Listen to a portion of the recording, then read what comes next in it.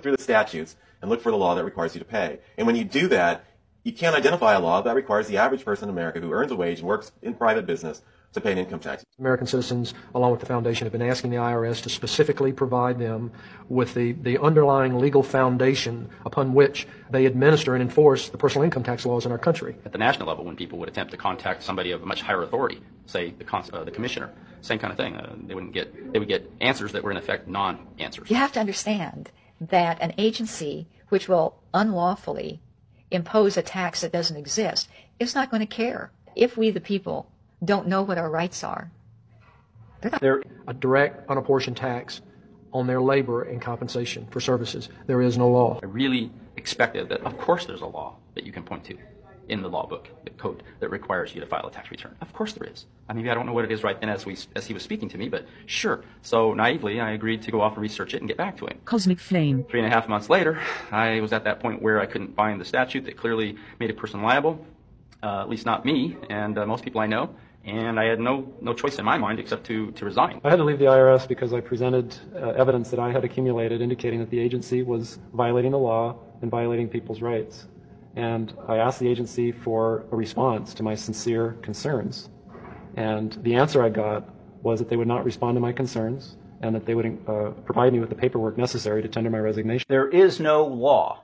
And to date, nobody has been able to show that there is a law for the average American citizen working day in and day out to pay an income tax. But We the People Foundation for Constitutional Education put a full-page ad in the USA Today on July 7th, 2000.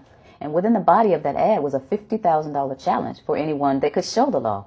And to me, $50,000 is a lot of money. So I went after that and did the research based on the fact that I thought, let's put this baby to bed. I'm hearing all these rumors. I'm going to kill two birds with one stone. I'll answer these people's questions that are asking me, and then I'll win this $50,000. And, based on the research that I did throughout the year 2000 and that I'm still doing, I have not found that law. I've asked Congress. We've asked a lot of people in the IRS commissioners, helpers. They can't answer, because if they answer, the American people are going to know that this whole thing is a fraud. There is no law. Taxes may be inevitable, but unjust taxes are not. This small booklet includes the Constitution of the United States, the Bill of Rights, the Declaration of Independence. This is a document that every citizen should read. It's a document which freed an entire nation. This is the Internal Revenue Code, and this document, and the unlawful application of this document by the Internal Revenue Service has enslaved the nation that this document attempted to free.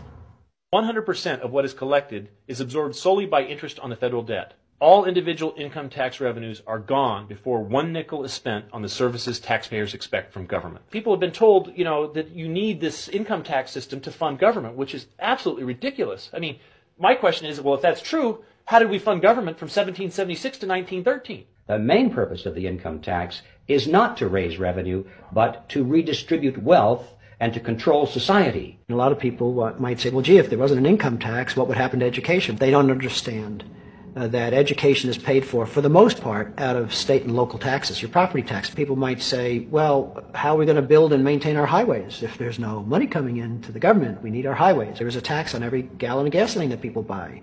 Proceeds from the income tax do not pay for highway construction. I believe that in both spirit and substance, our tax system has come to be